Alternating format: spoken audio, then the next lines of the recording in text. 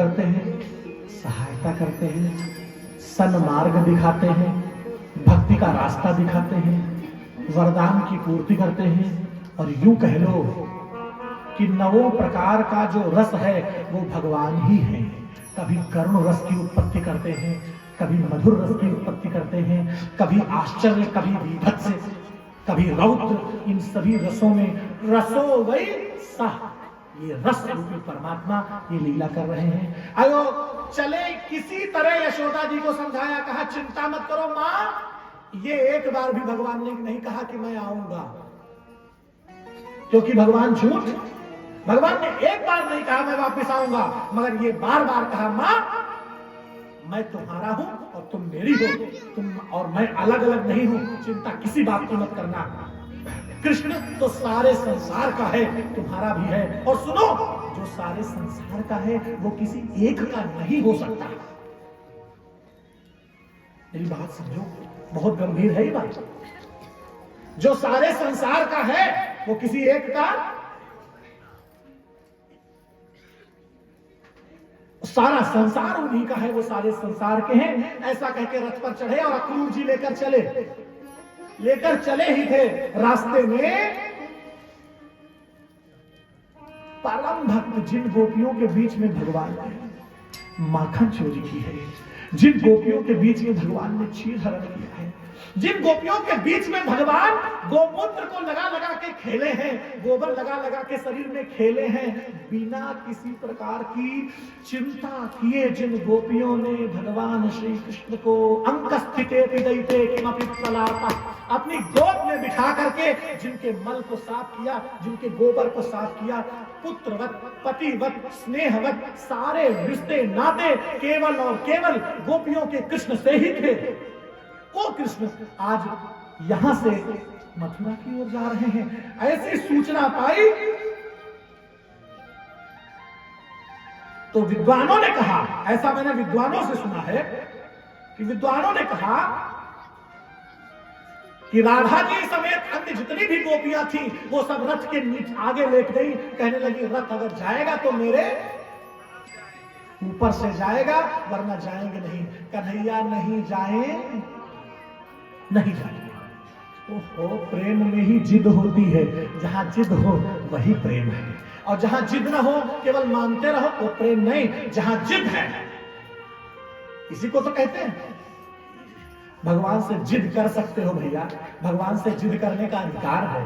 अगर तुम्हारे पास कोई आवश्यकता की पूर्ति नहीं हो रही है तो भगवान के चरण पकड़ के जिद करो, प्रभु प्रभु कुछ करो, करेंगे। तो सच्चिदानंद भगवान प्रभु चले। तो गोपियों ने कहा कि न जी भर के देखा न कुछ बातें की, और बड़ी आरज़ू थी मुलाकात। न जी भर के देखा न कुछ बातें की, बड़ी आरज़ू थी न जी भर के देखा। क्यों? क्योंकि अभी तक तो तुमने माखन चोरी की और सबको अचानक सबको खुशी थी।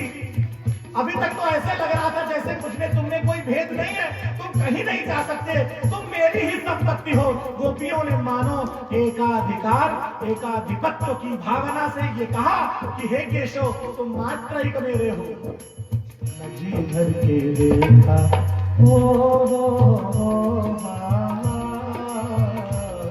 न जी भर के देखा न कुछ बात की, बड़ी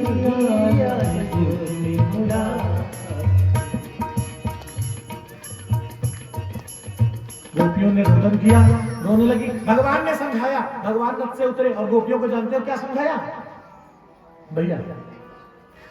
गोपियों को समझाया, अब सुन लो ये बात अनमोल है यजमान, ये बात इसका कोई मोल नहीं दे सकता। सरवेंद भैया आ रही है ये बात। अरे वो प्रेम ही क्या जो तुम्हारे कर्तव्य पथ की बाधा बने। प्रेमी छोड़ने को कहते हैं, पकड़ने को नहीं।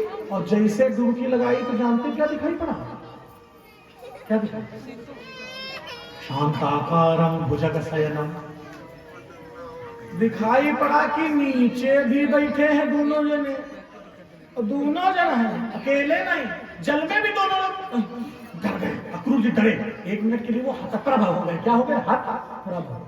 निकले बाहर, लेकिन तो बैठ अपन बतलाए रहे, फिर डुबकी मारी, फिर दिखाई पड़े, बाहर निकले। अब समझ गए चिंता की कोई बात नहीं, ये तो परब्रह्म ले चल रहे हैं, इनको कौन मार सकता है। अब मजा आएगा, अब आनंद आएगा जब कंस चाणूर मर्दनम देवकी परमानंदम, अब आनंद आने वाला है। ऐसा मन में सोचा और लेकर चले स्नान आदि करके। अब निश्चिंत है अक्रूर जी।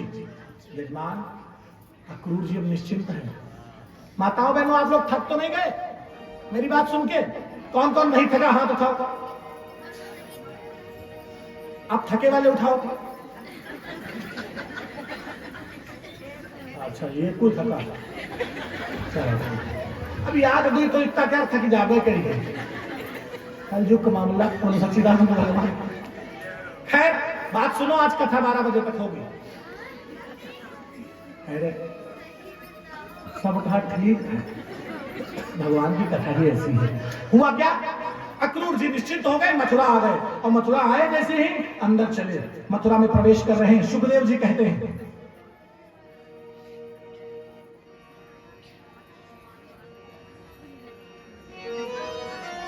एवं मुक्तो भगवता सोक्रूरो विमना इव पुरी प्रविष्टम कंसाय